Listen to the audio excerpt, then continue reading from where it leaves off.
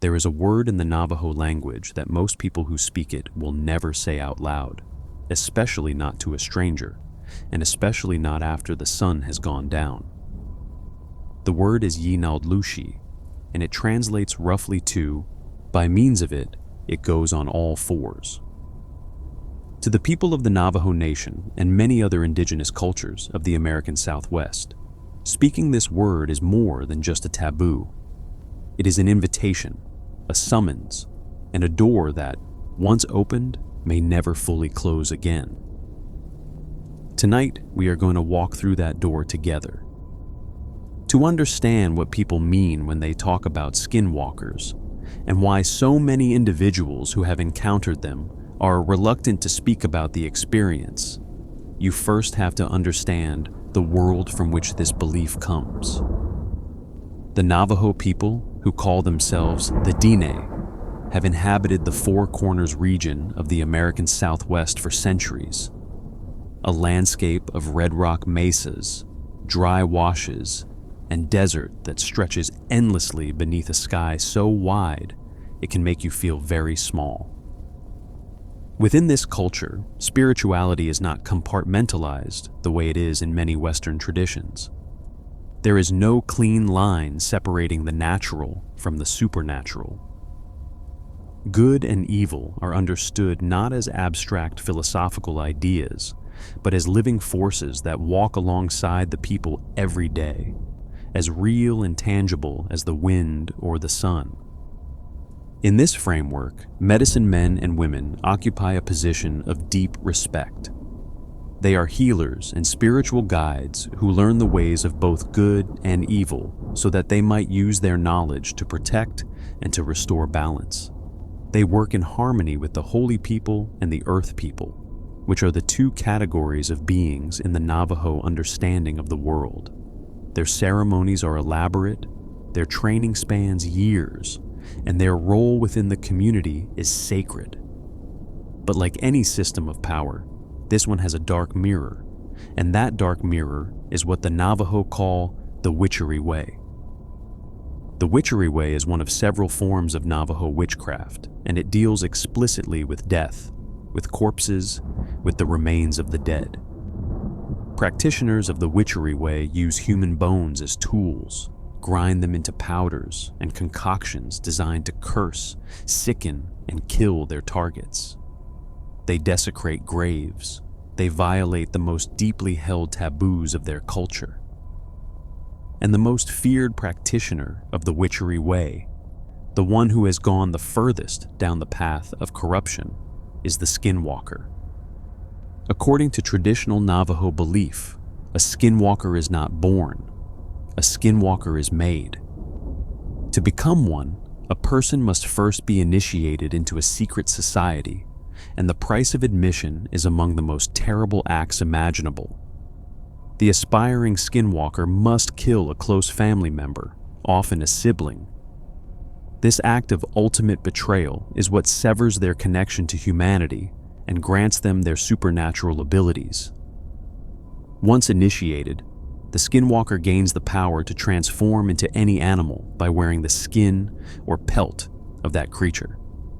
They most commonly take the form of coyotes, wolves, bears, owls, or crows, each animal chosen for specific traits. The coyote offers cunning and speed, the bear offers brute strength, and the owl provides silent movement through the darkness. In their transformed state, skinwalkers are said to be nearly impossible to kill. They can run at inhuman speeds, they can mimic human voices to lure victims into the open, and they can read thoughts. According to tradition, the only weapon capable of destroying them is a bullet or blade tipped in white ash. Because skinwalkers wear the pelts of predatory animals during their transformation, it has long been considered taboo in Navajo culture to wear the hide of any predator. Sheepskin and buckskin are acceptable for ceremonial purposes, but wearing the pelt of a wolf or coyote is seen as a deeply troubling act, one that hints at dark allegiance. Skinwalkers in their human form are said to have eyes that resemble an animal's, while in their animal form, their eyes look distinctly and disturbingly human.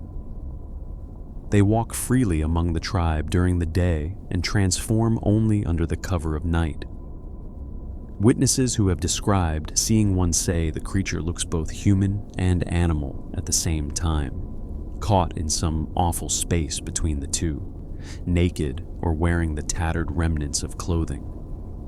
This belief system did not emerge in a vacuum. It has roots that stretch back to the very creation stories of the Navajo people, to the tale of first man and first woman learning the secrets of witchcraft in the earliest days of the world. Washington Matthews, a United States Army surgeon and ethnographer, documented this origin story in 1894, noting how the knowledge of both good and evil was passed to the first beings and how the choice between the two paths was always available. For centuries, the existence of witches, including skinwalkers, was an accepted, if deeply feared, part of Navajo life. Witchcraft was something to be avoided, prevented, and cured on a daily basis. But it was understood to be woven into the fabric of existence just as surely as the ceremonies that combated it. This understanding was put to its most extreme test in the aftermath of the Long Walk of the Navajo. In 1864, following a series of devastating wars with the United States Army, the Navajo people were forcibly expelled from their ancestral homeland and marched to a desolate internment camp called Bosque Redondo, near Fort Sumner in eastern New Mexico. The march itself lasted months and claimed the lives of at least 200 people, though the true toll was almost certainly higher. At Bosque Redondo, conditions were catastrophic. The water was bad, the crops failed, disease was rampant, and death came frequently and without mercy. The population of the Navajo was reduced dramatically during these years, and the people were convinced that their gods, even the benevolent changing woman, had abandoned them. It was during this period of unimaginable suffering that some members of the tribe reportedly turned to shape-shifting to escape their misery, and the fear of skinwalkers intensified dramatically. After 4 years of agony, the United States government finally acknowledged the failure of the experiment and allowed the Navajo to return to their homeland in the Four Corners region. But the return home brought no peace on this front. The people blamed their years of suffering on the skinwalkers among them, and accusations of witchcraft began to fly. Then, when someone discovered a collection of witch artifacts wrapped inside a copy of the Treaty of 1868, the very document that had allowed the Navajo to return home, the tribe's collective fury boiled over. What followed has come to be known as the Navajo Witch Purge of 1878, and it was as dramatic and violent as its name suggests. 40 suspected Navajo witches were killed, put to death in an effort to restore harmony and balance to the tribe and their land. Historian Martha Blue later documented this event in her work, drawing comparisons to the Salem witch trials while noting the profoundly different cultural context in which the Navajo Purge took place. Today, more than a century and a half later, the fear of skinwalkers has not faded. If anything, the encounters have only grown stranger, more frequent, and more difficult to explain away. The Navajo remain deeply reluctant to discuss these beings with outsiders, and for good reason. As Cherokee Nation academic Adrian Keene has said, these are beliefs and traditions that do not need or should be discussed by outsiders, because doing so threatens the survival of the culture itself. And yet, the stories keep coming. They come from Navajo people and from non-natives alike, from truck drivers and teenagers, from law enforcement officers and families on vacation. They come from every corner of the reservation and from places hundreds of miles beyond its borders. And what makes them so unsettling is not their variety, but their consistency. because no matter who is telling the story, the details always land in the same deeply uncomfortable place. One of the most well-documented and chilling accounts comes from a woman known only as Frances, and her story begins in the early 1980s in Flagstaff, Arizona. Frances was a young woman whose family had moved from Wyoming to Flagstaff in 1978, shortly after her high school graduation. She came from what she describes as a family of sensitives, people who regularly experience things that most would consider paranormal. In her household, you were considered odd if you did not experience abnormal things, and the family accepted these occurrences as a normal part of their lives. But nothing in Frances's considerable experience with the unusual could have prepared her for what happened on a warm summer night sometime between 1982 and 1983. Frances, then around 20 years old, was traveling with her father, mother, and younger brother in the family's pickup truck. They were returning home to Flagstaff from a vacation visiting friends in Wyoming, and their route took them south along Route 163, a road that cuts directly through the Navajo Indian Reservation and passes through the town of Kayenta, just south of the Utah border near the majestic Monument Valley Navajo Tribal Park. Before the trip, a Navajo friend of Frances's had warned the family about traveling through the reservation at night. "Many strange things happen out there," Frances says the woman told them. Despite the warning, the friend blessed the family before they departed, and the trip to Wyoming had been completely uneventful. It was the trip back that changed everything. It was around 10 at night when the family's pickup was heading south on 163, about 20 to 30 miles from Kayenta. The night was warm but pitch black, a moonless sky that pressed in so close around the truck that closing your eyes actually brought some relief from the fathomless darkness. They had been driving for hours, and the passengers had settled into a quiet rhythm, with Frances's father behind the wheel, Frances and her mother sharing the cab, and her younger brother riding in the open bed of the truck. At some point, Frances noticed headlights behind them, another vehicle following at a reasonable distance. Her father noticed too, and he figured it was someone else heading south toward Flagstaff or Phoenix.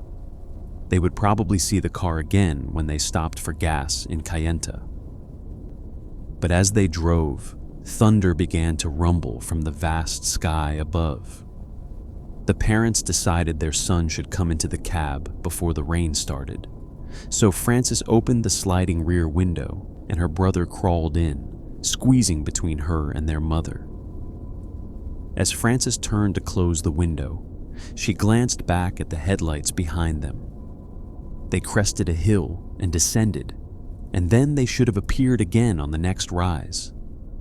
But they did not. Frances watched and waited, but the lights never reappeared. Her father suggested the other driver had slowed down or pulled over, but it did not make sense to Frances. On that empty stretch of road, there was no reason to stop and nowhere to pull over. And then, something far worse happened. In the glow of their own headlights, Frances saw something standing at the edge of the road. The creature was there for only a few seconds as the truck passed it, but those seconds stretched into what felt like an eternity. Frances described what she saw as a hairy man, or a hairy animal dressed in a man's clothing. Its eyes were yellow and its mouth was open. It did not look like an ape or anything she had ever seen in a nature documentary. It was something else entirely, something that occupied a space between human and animal that should not exist. By the time the family reached Kayenta for gas, they were shaken to their core. Frances and her father climbed out and checked the side of the truck to see if the creature had touched it or left any marks. They were surprised to find that the dust coating the truck was completely undisturbed, as if nothing had ever come near it. But Frances says she wishes she could say that was the end of the story, and it was not. A few days after the encounter on Route 163, Frances and her family were awakened in their home in Flagstaff by the sound of loud drumming and chanting coming from outside. When they looked out the windows, they could see 3 dark forms standing outside their fence, shadowy figures that looked like men, but moved in a way that was deeply wrong. These figures appeared to be trying to climb the fence but could not do it, as though something invisible was preventing them from entering the property. Unable to get into the yard, the figures began to chant, a low and rhythmic sound that sent waves of terror through the house. Frances was so frightened that she slept with her little brother that night. Desperate for answers, Frances eventually sought out her Navajo friend and told her everything. The woman listened carefully and then told Frances that what had attacked her family was a skinwalker. This surprised even Frances's friend, because she said it had been a long time since she had heard of skinwalker activity, and that they normally do not bother non-natives. But when the Navajo woman visited Frances's home and walked the perimeter, she grew quiet. She told Frances that 3 or 4 skinwalkers had come to the house, that they wanted the family but could not get in because something was protecting them. When Frances asked why skinwalkers would target her family, the Navajo woman's answer was as simple as it was frightening. "Your family has a lot of power," she said, "and they wanted it." She said the skinwalkers wanted the family badly enough to expose themselves, which was extremely rare. Later that day, the woman blessed the perimeter of the property, the house, the vehicles, and every member of the family. Frances says they have not been bothered since, but she has never gone back to Kayenta, and to this day, she carries a weapon and protective amulets whenever she travels through the reservation at night. If Frances's account sounds like the kind of thing you might hear around a campfire, the next encounter is the kind that makes the campfire itself feel unsafe. This one comes from a man who grew up on a farm in the heart of a reservation. A white man whose family had lived and worked on reservation land for years, raising cattle and living among the Navajo community. He had grown up hearing skinwalker stories from the native kids at school, but he had always filed them in the same mental drawer as ghost stories and urban legends, things that were fun to talk about, but that no rational person actually believed. His experience happened one winter when he was home from college for Christmas break. His parents had driven into town for last-minute holiday shopping, leaving him alone on the property for the evening. It was the kind of quiet, cold December night where the only sounds were the occasional low of a cow and the faint whistle of wind through the fence posts. The area was known for packs of wild dogs, strays and ferals that would sometimes come down from the hills and harass the livestock, so the family always kept a loaded shotgun near the door. On this particular night, he was grateful for it. Without warning, all of the family's cattle went into a frenzy. The cows were making a tremendous amount of noise, not their usual shuffling and lowing, but something far more urgent, the kind of panicked, guttural bellowing that usually meant a predator was among them, and they were fighting for their lives. He threw on a pair of boots, grabbed a shotgun from inside the house, loaded it with shells, and headed out into the field. The scene that greeted him was something out of a horror film. It was cloudy, but the moon was full, and the clouds were parting just enough for the moonlight to reflect off the snow, illuminating the entire field in an eerie silver glow. He ran out into the middle of the pasture and saw what he assumed were the culprits. 2 dogs, standing upright and facing each other, appeared to be fighting. He thought he had a clean shot at both of them, a 2-for-1 situation. He pumped a shell into the chamber of the shotgun, and the metallic sound of the racking slide echoed across the silent field. What happened next is what he says changed his understanding of the world forever. Both dogs stopped fighting. They turned their heads and looked directly at him, their eyes catching the moonlight. And then, in unison, they ran away. Not on all fours, not like dogs run. They ran on their back legs. Two animals that had been behaving like fighting strays a moment earlier stood up like people and sprinted away on 2 legs into the darkness. He froze where he stood, unable to move or even process what he had just witnessed. Every ghost story about skinwalkers, every legend the native kids in the area had told him growing up, every tale he had always dismissed as just a story to scare outsiders, came flooding through his mind. He was a white guy, he says, and up until that night, skinwalker stories were nothing more than boogeyman tales. But that night, in that frozen field, with the moonlight on the snow and the echo of his shotgun's pump still ringing in his ears, they became real. The next morning, after sunrise, a medicine man was called to the property.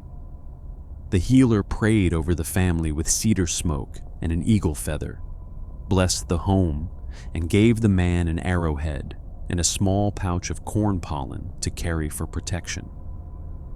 The medicine man explained that what he had encountered was a skinwalker, and that the body of one of the stray dogs on the property had been used by the creature as a kind of disguise, an illusion designed to get close to the cattle and the family without being recognized for what it truly was. Another deeply unsettling account comes from a man whose father ran a small delivery service out of Farmington, New Mexico, a dusty town perched on the northern edge of the Navajo reservation. The business was modest, just a few pickup trucks and a trailer, and they specialized in delivering small packages to the remote and isolated corners of the reservation that the larger shipping companies could not be bothered with. One day, a delivery came in for Window Rock, Arizona, the capital of the Navajo Nation, located about 2 hours south of Farmington on the reservation. The man's father received the call while spending time with his Navajo friend, a man named Travis, and Travis's girlfriend. When Travis heard they were heading to Window Rock, he mentioned that he had family there he had not seen in years and suggested they all go together. The man telling the story was about 6 or 7 years old at the time, and it was summer, so his father agreed. They would convoy in separate trucks since the father's vehicle was loaded with freight, and they brought along a pair of walkie-talkies so they could communicate between the two vehicles.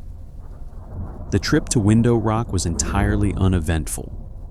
The delivery was made, Travis visited with his family, and the group went to see the famous Window Rock Formation, a massive sandstone arch that gives the town its name. As the sun began to set, they started the long drive home, with the father and his young son in the lead truck, and Travis and his girlfriend following behind. The old highway out of Window Rock runs through vast stretches of open desert, flat and featureless country, where the road unspools like a ribbon through a landscape of sagebrush and sand. As darkness fell and the headlights became the only source of light, the world outside the truck seemed to close in around them. The walkie-talkie crackled to life. Travis's voice came through, tight and strained. He told them to look to the left side of the road. The father and son looked, and there, running alongside the highway in the darkness, was a figure. It was moving at a pace that should not have been possible for a person on foot, easily keeping up with 2 trucks that were driving well above the speed limit. The figure was humanoid, but wrong. It was hunched and misshapen, and it moved with a kind of loping, predatory gait that made the boy's stomach turn. Travis came over the radio again, his voice now edged with panic. He was yelling for them to speed up, to go faster, and his father floored the accelerator. The thing kept pace with them. Whatever it was, it matched their speed effortlessly, bounding through the sagebrush and over rocks without ever faltering. The father pushed the truck as fast as it would go, and for a few terrifying minutes, the figure stayed right there with them, running alongside the highway in the pale wash of moonlight. The father then made a decision born of equal parts fear and adrenaline. He swerved the truck toward the thing, trying to hit it. They came within inches of striking it before the creature let out a scream that the man describes as sounding like someone screaming as their lungs were filling with water. It leaped backward toward a barbed wire fence at the edge of the road, cleared it in a single bound, and vanished into the darkness of the desert beyond. Travis came back over the radio, his voice cracking. He kept repeating the same words over and over. "We have to get out of here. We have to go faster." They sped toward the town of Gallup as fast as the trucks would carry them, and just as they neared the outskirts of the city, the flashing lights of a police cruiser appeared behind them. They were being pulled over for speeding.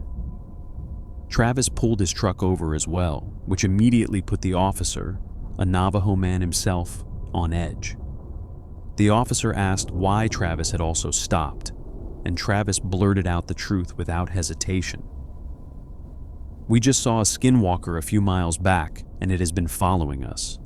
According to the account, the color drained from the officer's face.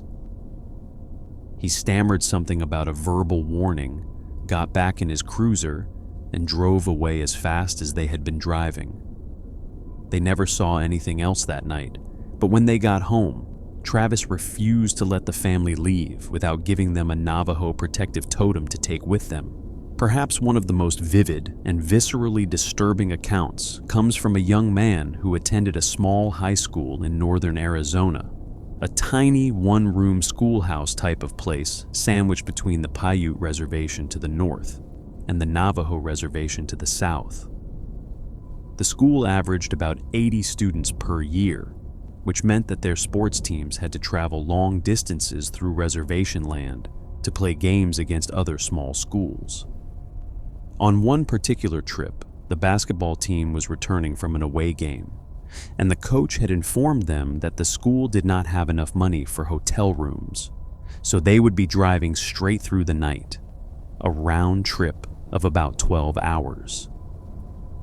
The bus was rolling through the flat, open desert of the Navajo Reservation under a full moon, and the coach had pushed the speed up to about 85 miles per hour, which was unusual for him. Most of the players had fallen asleep, slumped against windows and curled up across seats. But this one student could not sleep. He sat at the back of the bus, staring out the window at the desolate landscape, which was bathed in cold white moonlight that made the sagebrush and sand look almost luminous. As he watched, he noticed a figure in the distance, moving toward the bus at an angle of pursuit. It was running, and it was fast, keeping pace with a vehicle doing 85 miles per hour. As the figure drew closer, he could see that it was humanoid in shape. It looked like a person, but the face was painted half black and half white, and the eyes glowed, reflecting light like the eyes of a rabbit caught in a spotlight. The student felt a wave of terror wash over him as the figure reached the edge of the road and matched the bus's speed, hurdling sagebrush and rocks as though they were nothing. And then their eyes met. The student says that once he made eye contact with the creature, he could not look away, as if something invisible was holding his head and eyes in place. The skinwalker smiled at him, a wide and inhuman grin that stretched from ear to ear, showing crooked yellow pointed teeth. The student felt like he was going to throw up, and he was paralyzed with fear. Then the creature began to change. Still running alongside the bus at highway speed, it crumpled down onto all fours. The student says he could see the bones cracking and reforming, the limbs shifting and reconfiguring. Hair began appearing all over its body, and within about 3 seconds, the thing that had been a grinning, painted humanoid was now a coyote. The coyote peeled away from the road and ran off into the desert, disappearing into the silver darkness. As soon as it was gone, the paralysis broke.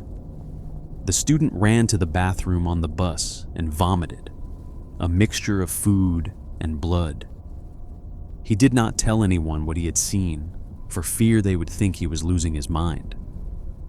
Eventually, he confided in a Navajo friend at school who told him that he needed to see the chief of the local tribe and get a blessing immediately. The next school day, the chief found the student in the parking lot without being asked. He walked up to the young man, mumbled something in Navajo while waving a feathered scepter, turned around, got in his truck, and drove away without another word. The student says he has never seen a skinwalker again, though he admits that may have something to do with the fact that he moved away from the area, and if he ever has to travel south through reservation land, he takes a much longer alternate route. Another deeply unnerving encounter comes from a young man who had grown up away from the Navajo Nation and had always been skeptical about skinwalker stories. His mother had told him about a time in the 1980s when she was living in the Shiprock area with her siblings and grandparents. She described seeing a skinwalker just outside their driveway, standing under a streetlight. She said it looked like a black dog with dirty, matted fur, a front leg that was twisted and bent like a cooked noodle, and eyes that gave off a soft, burnt orange glow. The young man listened to his mother's story with a closed mind and privately doubted every word. But his skepticism was shattered one October when he visited his grandparents' home after attending the Navajo Nation Fair. The family had walked home from the carnival, arriving at the house around 9 at night, and they stayed up until about 2 in the morning catching up on family news. At some point, the young man blurted out a question that he would come to deeply regret. He asked, "Hey, are skinwalkers real?" The silence in the room was immediate and heavy. His grandmother responded with what he describes as a disturbed yell. "You should not be speaking about that," she said, and she and his grandfather promptly went to bed. After his mother scolded him, one of his aunts spoke up in a cautious, low voice. She said, "They are real all right. Had a few start screaming outside of my trailer in Farmington just a few nights ago. Your cousin had nightmares the whole night and woke up crying that morning." The family decided it was time to go to sleep. The house was old, and it was a pleasant night, so the windows were open, covered only by thin screens to keep the bugs out. Everyone drifted off except for the young man, whose mind was now racing with every skinwalker story he had ever heard. He remembered being told as a child that even thinking about skinwalkers could attract their attention, and now he could not stop thinking about them. Then, just as he was finally beginning to relax, he heard something moving outside. He got up from the couch and walked to the kitchen window. The house was dark except for the porch light out front, which cast a weak yellow glow across the dirt yard. What he saw outside the window, he says, was the thing that converted him from a skeptic into a believer for the rest of his life. Standing in the yard, just at the edge of the porch light's reach, was a figure that was not quite an animal and not quite a person. He describes it as a dark, hunched shape, with matted fur and limbs that bent at angles that did not correspond to any creature he had ever seen. It was looking at the house, and as he watched from the dark kitchen, he became certain that it knew he was watching.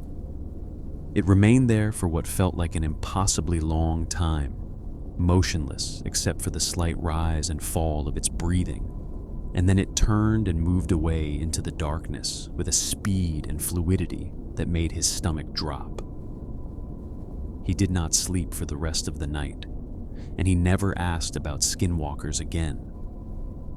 If individual encounters like these seem hard to believe, consider what happened when an entire family purchased a 512-acre ranch in the remote Uinta Basin of northeastern Utah in 1994 and proceeded to experience a relentless barrage of paranormal activity that would ultimately draw the attention of a billionaire, the United States government, and millions of people around the world. The Sherman family, Terry and Gwen, along with their 2 children, had bought the property with the simple hope of raising cattle and living a quiet, rural life. The land was beautiful in a severe and lonely way, bordered by the Uinta and Aure Indian Reservation, home of the Ute tribe.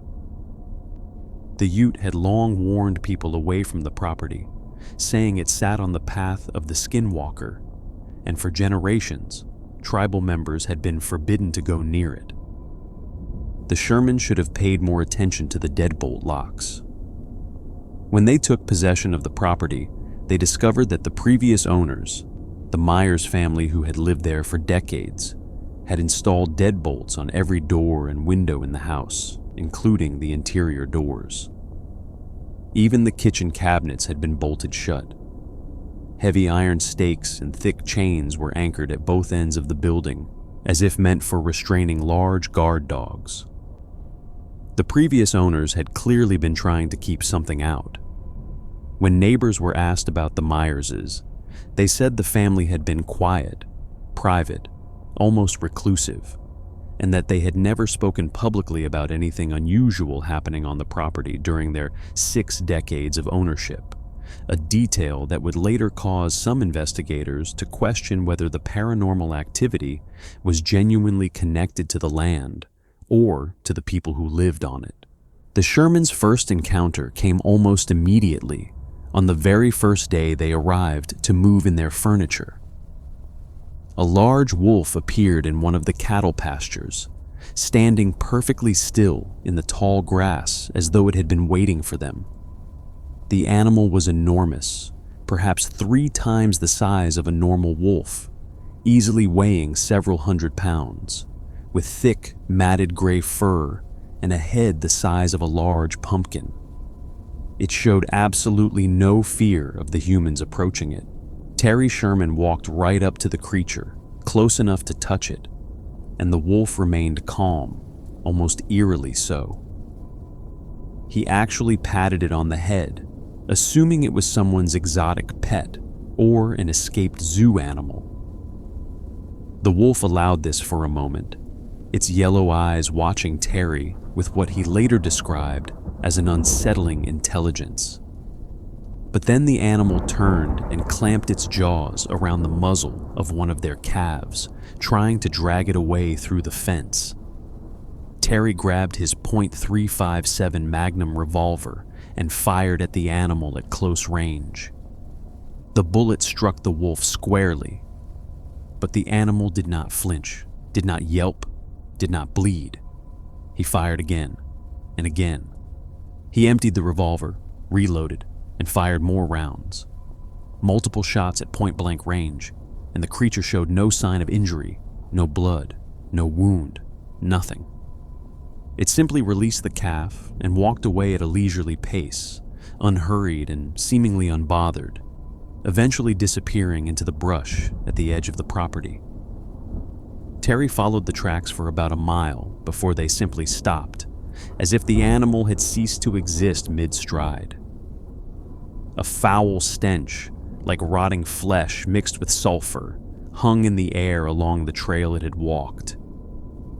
In the weeks and months that followed, the activity at the ranch escalated from strange to terrifying. The Shermans and their neighbors reported seeing bizarre animals they could not identify, including multicolored exotic birds that were not native to the region. A hyena-like creature with curly red hair and a bushy tail that weighed about 200 pounds and vanished before Terry's eyes when he approached it, and tall, dark, Bigfoot-like figures moving at the edges of the property. Cattle began to disappear and reappear in strange locations, or they were found dead, mutilated with surgical precision that no coyote or mountain lion could have achieved. Cows would walk into a field of snow, and their hoof prints would simply stop, as if the animals had been lifted straight up into the air. Strange lights began appearing in the sky above the ranch, glowing blue orbs that zipped through the air with apparent intelligence and purpose. Large orange circles and spheres of light danced over the pastures at night. The Shermans also heard disembodied voices, clear and distinct human voices speaking in a language Terry could not understand, coming from just above their heads with no source visible anywhere. And there were the circles, perfect geometric patterns pressed into the grass and soil of the ranch, appearing overnight with no explanation. The final straw came one evening in May of 1996 when Terry was outside with 3 of his dogs. He noticed a blue orb darting around in the field near the ranch house and urged the dogs to chase it. The dogs ran after the orb, following it into a patch of thick brush, barking and snarling. Then Terry heard 3 terrible yelps, sharp and agonized, and then nothing. He called for his dogs, but they did not come. The next morning, he went to look for them. What he found were 3 round, greasy lumps on the ground, with what appeared to be scorch marks around them. The dogs were gone, apparently incinerated. Terry Sherman had finally had enough. The Shermans shared their experiences with a journalist for the Deseret News in June of 1996, and the story caught the attention of Robert Bigelow, a Las Vegas aerospace billionaire and lifelong paranormal enthusiast. Bigelow had founded the National Institute for Discovery Science in 1995, and when he heard about the ranch, he purchased it from the Shermans for $200,000, though Terry stayed on as a caretaker. Bigelow transformed the property into a paranormal research facility, installing surveillance cameras, infrared sensors, and observation posts. His team of scientists and investigators, which included retired Army intelligence officer Colonel John Alexander and physicist Eric Davis, documented over 100 separate incidents of unusual activity. Over the years they monitored the property. One of the most famous occurred in March of 1997, when biochemist Colm Kelleher, who later co-authored the book Hunt for the Skinwalker, claimed to see a large humanoid creature perched in a tree about 50 yards away, calmly watching the research team from a height of about 20 feet off the ground. The Ute people, who have lived adjacent to the ranch for more than a century, have their own explanations. According to local legend, the Navajo placed a curse on the Ute and their land centuries ago, following years of violent conflict between the 2 tribes. The curse released skinwalkers onto Ute territory, and according to the Ute, they have been there ever since. Reports from the reservation describe encounters with skinwalkers that look like humans with dog heads, sometimes seen smoking cigarettes in the village of Fort Duchesne. Others describe large, black, hairy humanoid figures that move at impossible speeds and leave behind enormous footprints. The Ute word for these creatures carries the same weight of fear and prohibition as the Navajo Yinaldlushi, and tribal members do not speak it lightly. The ranch was eventually sold to Adamantium Real Estate in 2016, and in 2020, its current owner, Utah real estate developer Brandon Fugel, went public with his ownership. Today, the property is the subject of a long-running television series and ongoing scientific research, though no definitive proof of paranormal activity has ever been produced. Skeptics, including author Robert Schieffer, have pointed out that the family who owned the ranch before the Shermans lived there for 60 years without experiencing a single unusual event, and that many of the most extraordinary claims came solely from Terry Sherman himself. Whether the ranch truly sits on a gateway between worlds, or is simply the product of an overactive mythology and some very clever storytelling, the accounts that have emerged from that 512 acres of Utah scrubland remain among the most elaborate and widely discussed encounters with the unknown in modern history.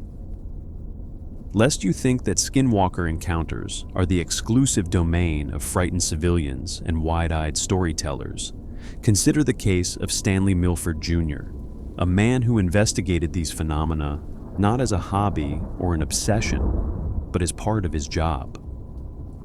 Milford is a former Navajo ranger, a member of a law enforcement branch of the Navajo Nation that is responsible for policing the massive 27,000 square mile reservation, an area larger than 10 of the 50 United States.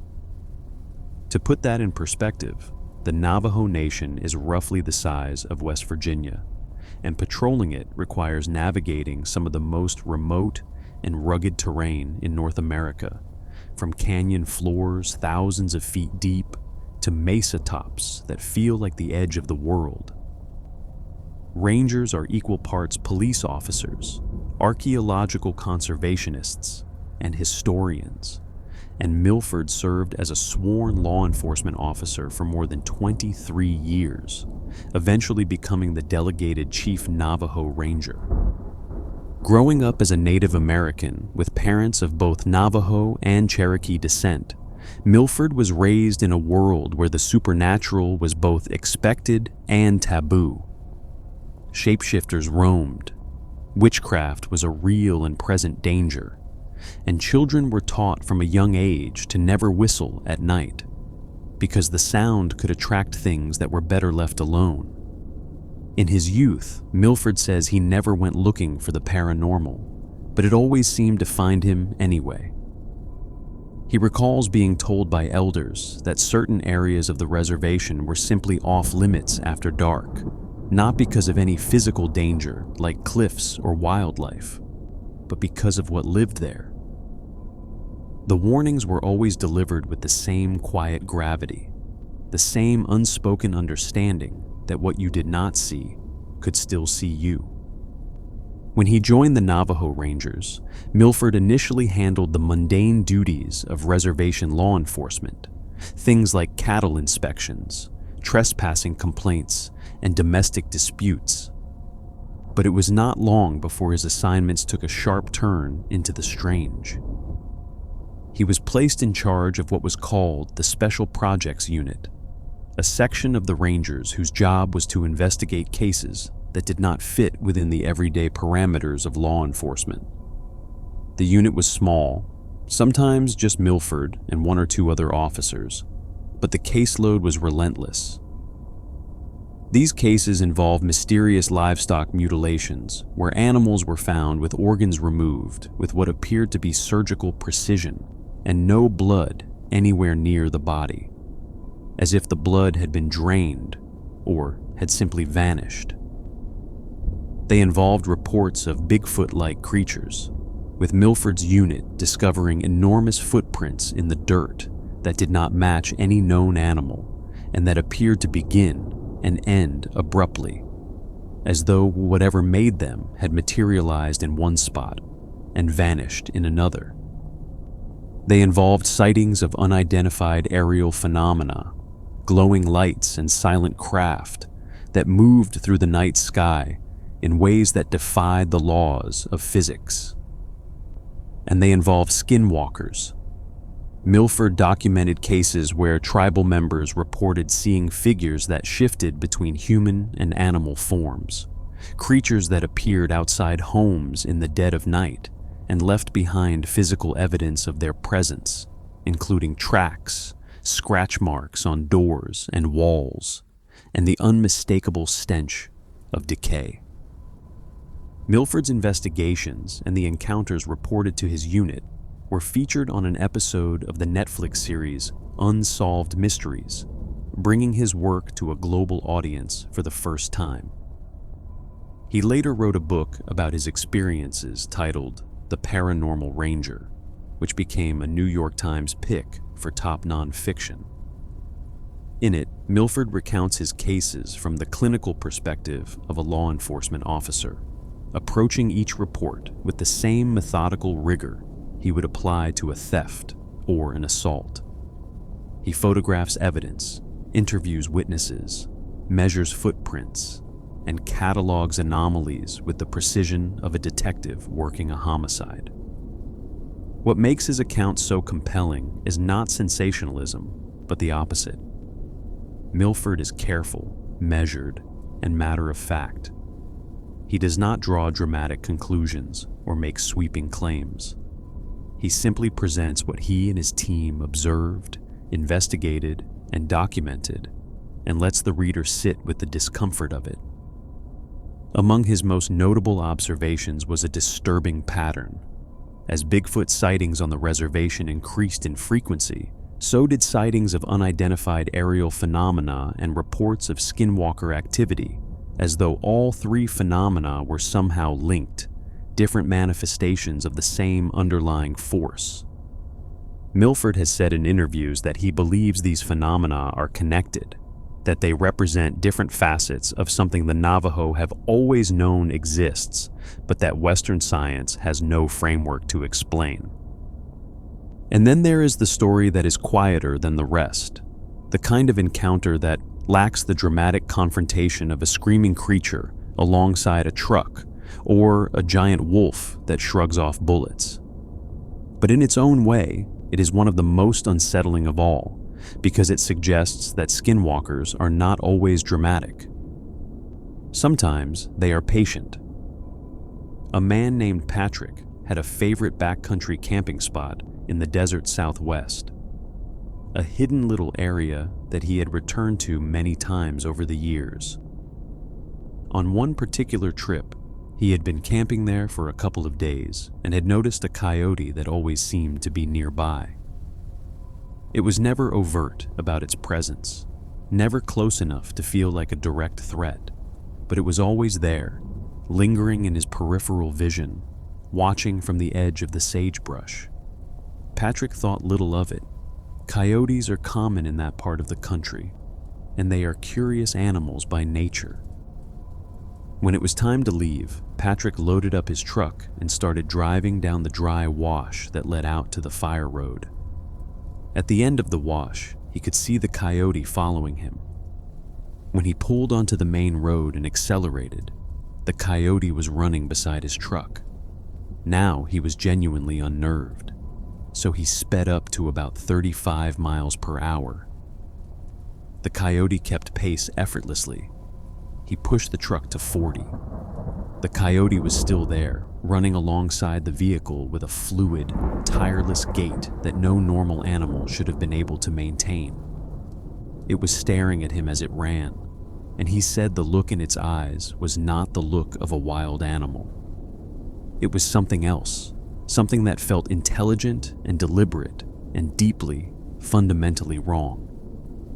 It was not until Patrick pushed the truck well past any speed a coyote could match that the animal finally fell back and disappeared. He says he never returned to that camping spot again. A similar theme runs through countless other accounts from the reservation and beyond, each one adding another layer to a phenomenon that refuses to stay in the category of folklore.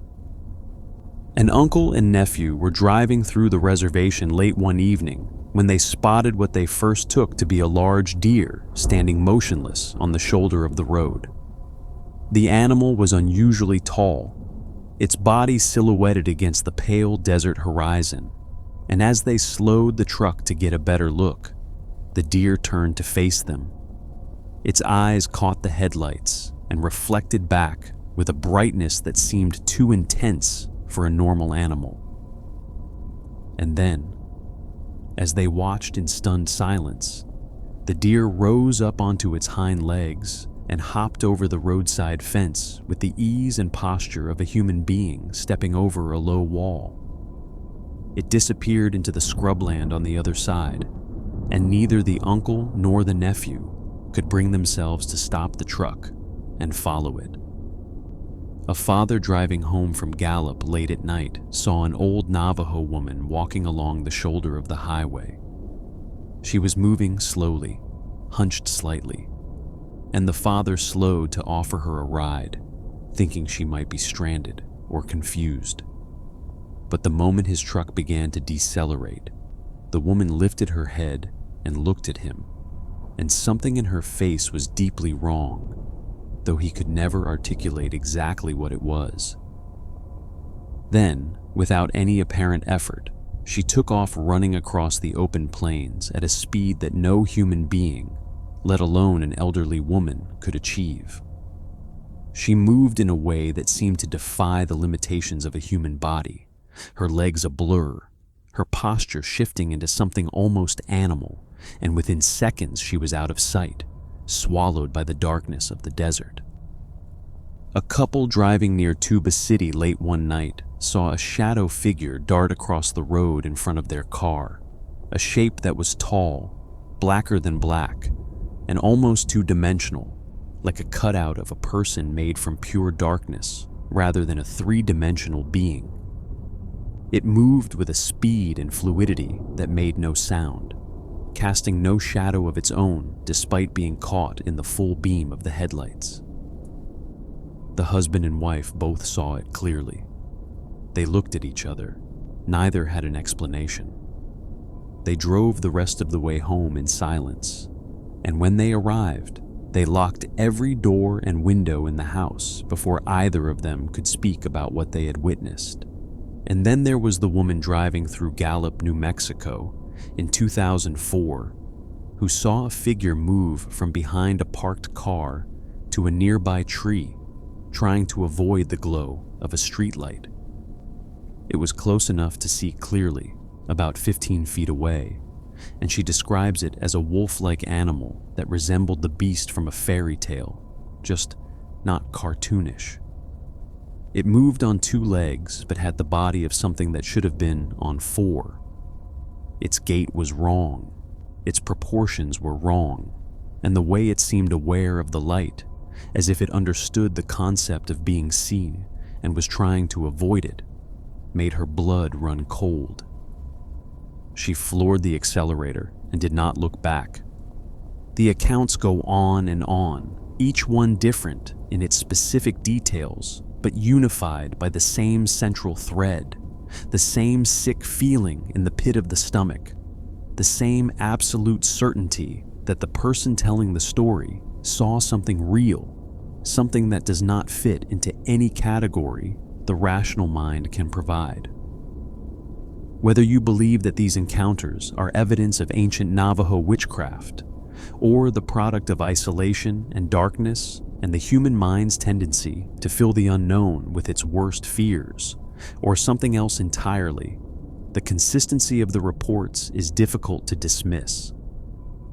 Thousands of people, spanning decades and covering hundreds of miles of desert, mountain, and mesa, have described essentially the same thing.